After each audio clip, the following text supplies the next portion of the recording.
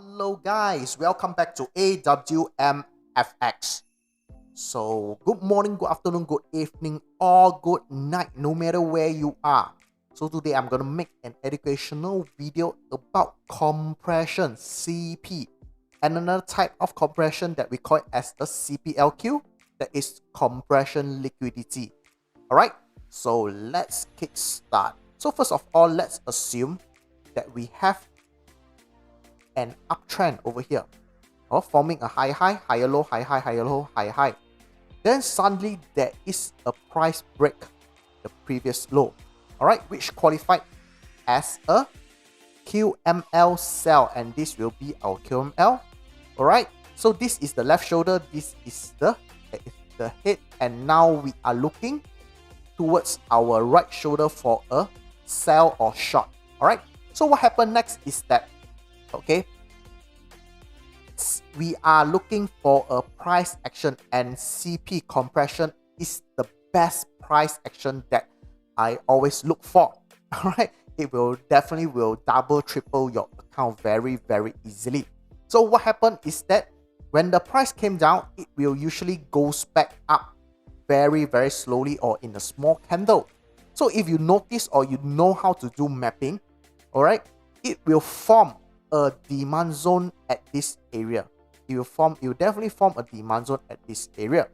Alright, so what happens is that the price itself, okay, the price itself will come back down and consume the demand zone. Okay, and then after consumption, it will goes up again. Alright, in a small movement. Then this movement will form another demand zone over here. Alright, will form another demand zone, and the process will goes on consuming the demand zone and then fly up again, and then will form another demand zone, and this process will goes on and on and on and on. Alright, so until it reach your MPL or QML level. It's either one. Alright, you definitely will form something like this. So this will be example. Sometimes it won't be so small. It will be a bit bigger, means that there will be more demand zone that has been consumed. So as long as it's been consumed all the way, means that there is no more demand zone and it is a compression wave. Alright, so what happened next is that let's assume that this is an area where the price will drop. Alright, the price will drop. So let me do another one so it's easier for you guys to understand. Wait a minute. Alright, this will be fine. Alright, so what happened next is that when the price reach this area, alright, when the price reach the right shoulder area, usually it will come down, the price will come down and react with the last demand zone. So you have to know this demand zone, all this demand zone has been consumed, means that it's empty. Alright, it's empty, it's empty, and it's empty. Right, so what happened next is that when the price came and react with the last demand zone, okay, usually it will fly up. Alright, what I mean by usually is that sometimes it will go through all the way. Alright, it will go through all the way because there is no more friction. There will be no more friction until it meets the new demand zone. Once there's no more friction, there is a nose dive, a brick falling, alright, all the way. But sometimes it will react with the last demand zone, and then the price will goes back up. Okay, that it will be definitely a supply zone over here. So you have to be very clever, or you have to be very familiar with your we call it as the mapping, right? So once this happens, the next thing, the price will only have one way or one route, that will be fall down. So that is why this is my favorite price action for the right shoulder sell. So hope you guys understand this part. Alright, clear?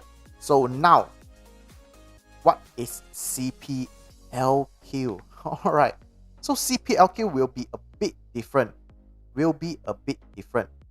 So CPLQ means that the price, okay, does not straight goes to the top after the compression. All right. Sometimes it may form something we call as a fake out.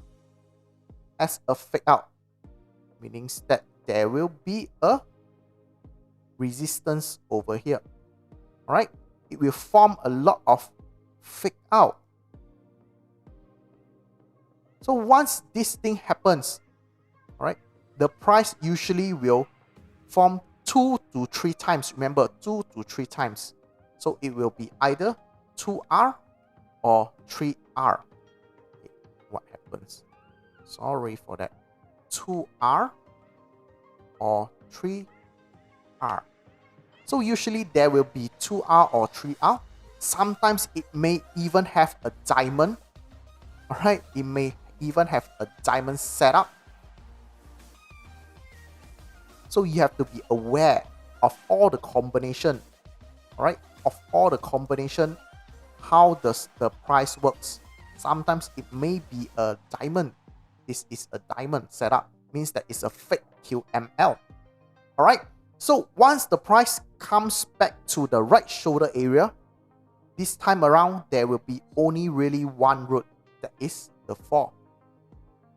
All right. So this is CPLQ. So what's the difference is that CP is that compression, it goes all the way up slowly, consuming its own demand zone to reach the right shoulder. Whereas CPLQ is that the price will make the same compression, but it does not go to the top so fast.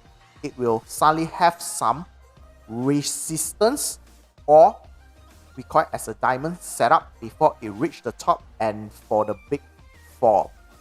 Alright, so this is the favorite kind of setup or price action that the QML traders like to trade, because this kind they will usually go for full margin on this kind of trading. Alright, so hope you guys learn a few tricks or tips about trading compression, CP and CPLQ. So I'm gonna see you guys in the next video. So bye.